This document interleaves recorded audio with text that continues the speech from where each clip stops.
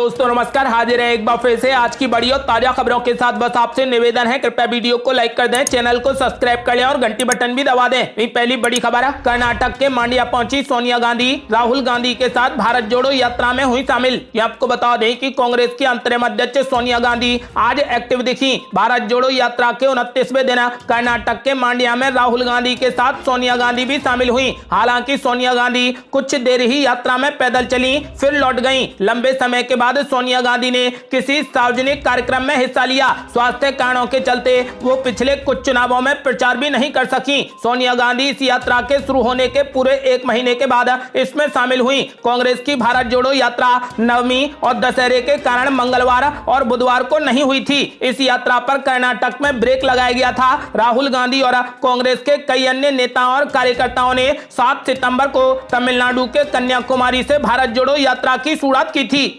अगली बड़ी खबर है, मुख्यमंत्री एकनाथ शिंदे की तारीफ करते हुए उद्धव ठाकरे के बड़े भाई ने कर डाली बड़ी मांग। कहा, गठबंधन सरकार भंग करो और शिंदे शाही लाओ। ये आपको बता दें कि महाराष्ट्र में सत्ता परिवर्तन के बाद से एकनाथ शिंदे और उद्धव ठाकरे अपनी अपनी ताकत दिखाने में जुटे हैं। असली शिवसेना कौन है, इसको लेकर खूब जोर आजमाइश की जा रही है। चुनाव आयोग के समक्ष लंबित इस मामले पर अभी फैसला होना बाकी है। इससे पहले महाराष्ट्र के मुख्यमंत्री एकनाथ शिंदे ने दशहरा उत्सव पर अपना दमखम दिखाने का प्रयास किया, जिसमें उद्धव ठाकरे के बड़े भाई जयदेव ठाकरे, उनकी पत्नी और उनके बेटे ने भी मंच साझा किया। टीओआई में प्रकाशित रिपोर्ट के मुताबिक उद्धव ठाकरे के भाई जयदेव ठाकरे ने एकनाथ शिंदे की जमकर तारीफ की और कहा कि वो गरीबों, किसानों और दलित वर्ग के लिए अच्छा काम कर रहे हैं। दरअसल महाराष्ट्र में बुधवार को दशहरा के मौके पर उद्धव ठाकरे के नेतृत्व वाली शिवसेना ने दादर के शिवाजी पार्क और मुख्यमंत्री एकनाथ शिंदे ने बीकेसी मैदान में रैली का आयोजन किया। रैली के जरिए दोनों गुटों ने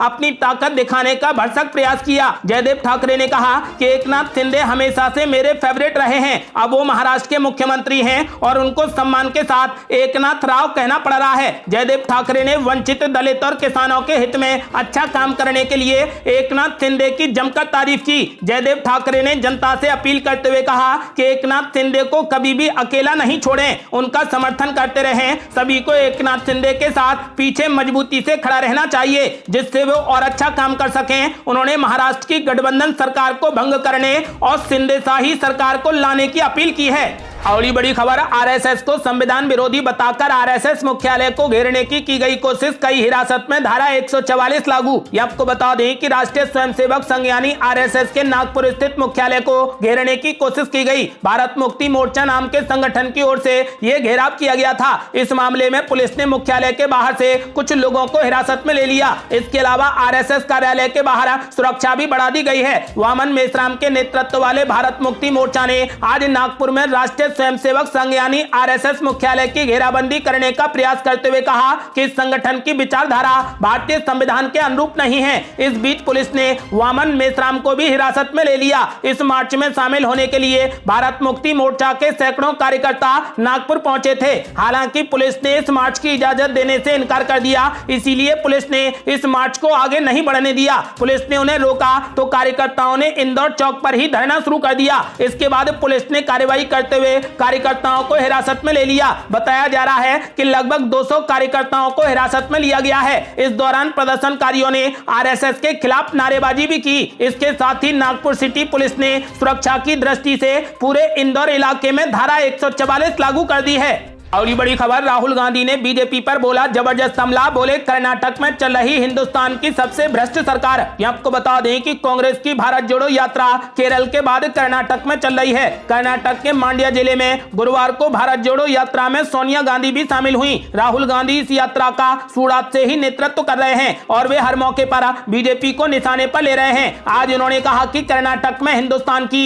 सबसे भ्रष्ट सरकार चल रही है। ये हर चीज में 40% कमीशन लेती है। किसानों से, मजदूरों से 40% कमीशन लेने वाली सरकार है। राहुल गांधी यही नहीं रुके, उन्होंने आगे कहा कि कॉन्ट्रैक्टर ने चिट्ठी लिखी कि भ्रष्टाचार चल रहा है, लेकिन प्रधानमंत्री ने कोई एक्शन नहीं लिया। इस यात्रा का लक्ष्य है पूरे हिंदुस्तान में चल रहे भ्रष्टाचार के खिलाफ लड़ना। ये यात्रा कन्याकुमारी से कश्मीर तक जाएगी और इस यात्रा में मेरे साथ चलने वाले हर शख्स का मैं स्वागत करता हूं। कांग्रेस की भारत जोड़ो यात्रा गुरुवार को 2 दिन के अवकाश के बाद मांड्या से शुरू हो गई। इसी पर कांग्रेस सांसद जयराम रमेश ने कहा कि कर्नाटक में बीजेपी शासित राज्य से हमें जो प्रतिक्रिया मिली है उससे पता चलता है कि अगले चुनाव में बीजेपी के पतन की उल्टी गिनती शुरू हो गई है। मीडिया रिपोर्ट्स के मुताबिक कर्नाटक कांग्रेस अध्यक्ष व राज्य के पूर्व मंत्री डीके शिवकुमार ने इस मौके पर कहा कि दशहरे के बाद अब राज्य में कांग्रेस की जीत होगी। उन्होंने कहा कि हम राज्य में सत्ता में आ रहे हैं और बीजेपी की दुकान बंद होने वाली है। उन्होंने साफ कहा कि हमें गर्व है कि सोनिया गांधी राज्य की सड़कों पर उतरी हैं।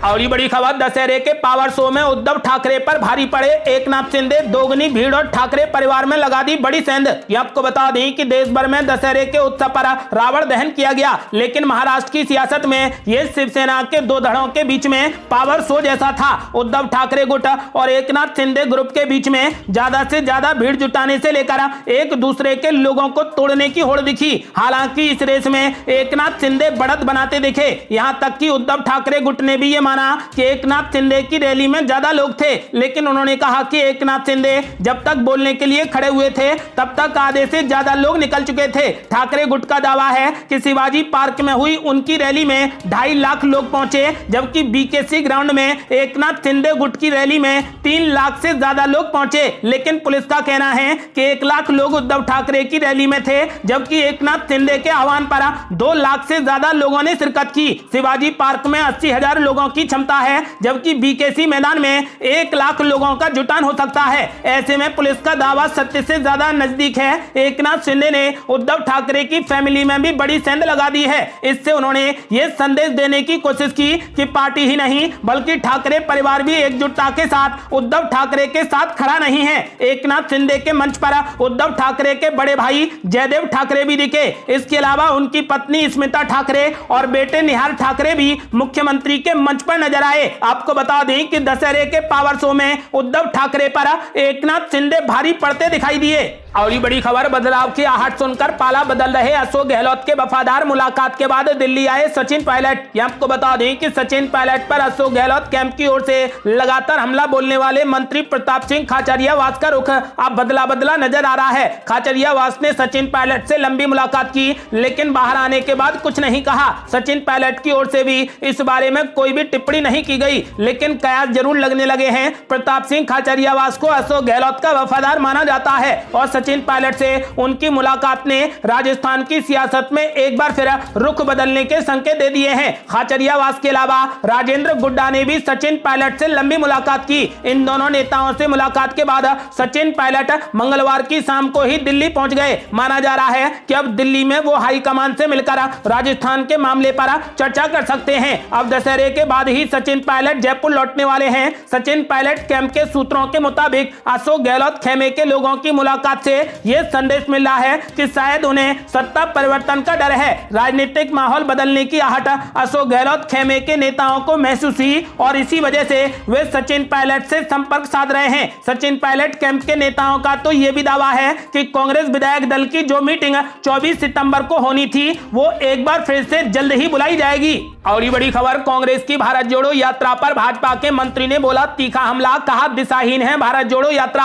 आपको बता दें कि केंद्र की सत्ताधारी भारतीय जनता पार्टी ने कांग्रेस पार्टी और उसकी चल रही भारत जोड़ो यात्रा पर तीखा हमला बोला है। कर्नाटक में भाजपा सरकार के एक मंत्री ने कांग्रेस को देश के विभाजन और अन्य भ्रष्टाचार घोटालों से जोड़ते हुए उसकी भारत जोड़ो यात्रा को दिशाहीन करार दिया है। कर्नाटक के स्वास्थ्य परिवार कल्याण एवं चिकित्सा शिक्षा मंत्री डॉक्टर के सुधाकर ने बुधवार को एक के बाद एक ट्वीट कर कांग्रेस पार्टी पर हमला बोला। उन्होंने कहा कि राहुल गांधी की भारत जोड़ो यात्रा का अगर एक शब्द में वर्णन किया जाए तो यह दिशाहीन होगा। ऐसा लगता है कि निरर्थक रैली का उद्देश्य केवल आरएसएस और उसकी विचारधाराओं पर हमला करना है। भाजपा मंत्री ने कांग्रेस की यात्रा के लिए हैशटैग भारत जोड़ो यात्रा का इस्तेमाल किया। बता दें कि सुधाकर भी पहले कांग्रेसी नेता थे। उन्होंने 2019 में कई लोगों के साथ कांग्रेस पार्टी छोड़ दी और भाजपा में शामिल हो गए। तब से वे अपनी पूर्व कांग्रेस पार्टी के कट्टर आलोचक बन गए हैं। उन्होंने कांग्रेस पर भ्रष्टाचार, सांप्रदायिकता और देश को विभाजित करने का आरोप लगाया है। उन्होंने कहा कि राहुल गांधी के पूर्वजों द्वारा अपनाई गई फूट डालो और राज करो की एकमात्र नीति के साथ कांग्रेस ने 5 दशकों से अधिक समय तक भारत पर शासन किया, जबकि आरएसएस ने ही कांग्रेस के गलत कामों को सुधार कर राष्ट्रीय एकता की राह पर चलने का काम किया है।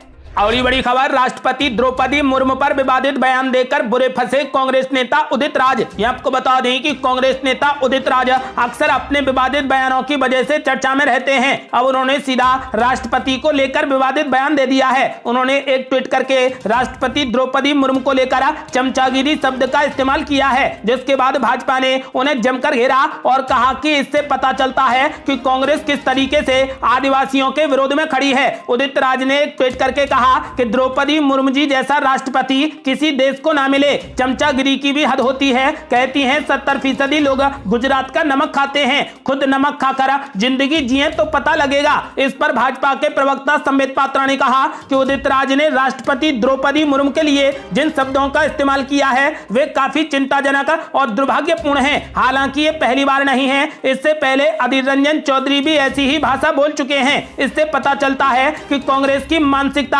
आदिवासी विरोधी है। और बड़ी खबर, चुनाव से पहले ही बीजेपी ने गुजरात में उतार दी अपने केंद्रीय मंत्रियों की बड़ी फौज। यह आपको बता दें कि गुजरात में इस साल के आखिर में होने वाले विधानसभा चुनाव को लेकर भले ही आधिकारिक तौर पर मुनादी नहीं हुई है, मगर भाजपा ने अभी से ही चुनावी रणनीति को अमली जामा पहनाना शुरू कर दिया है। गुजरात चुनाव के मद्देनजर भाजपा ने केंद्रीय मंत्रियों और अपने दिग्गज नेताओं का गुजरात दौरा तय कर दिया है। 6 अक्टूबर से 10 अक्टूबर के बीच में केंद्रीय मंत्री स्मृति ईरानी से लेकर मीनाक्षी लेखी तक कुल दर्जन भर केंद्रीय मंत्रियों का गुजरात के अलग अलग इलाकों में जमावड़ा होगा। ये थी अब तक की बेहद बड़ी खबरें। आपका क्या मानना है, गुजरात में इस बार किस पार्टी की सरकार बनने वाली है और आप किस पार्टी को वोट देंगे? अपनी राय हमें वीडियो लाइक कर कमेंट बॉक्स में जरूर दें। यदि आपने अभी तक हमारे चैनल को सब्सक्राइब नहीं किया है तो कृपया चैनल को सब्सक्राइब कर घंटी बटन जरूर दबा दें। जल्दी मिलते हैं बड़ी अपडेट के साथ, तब तक के लिए जय हिंद।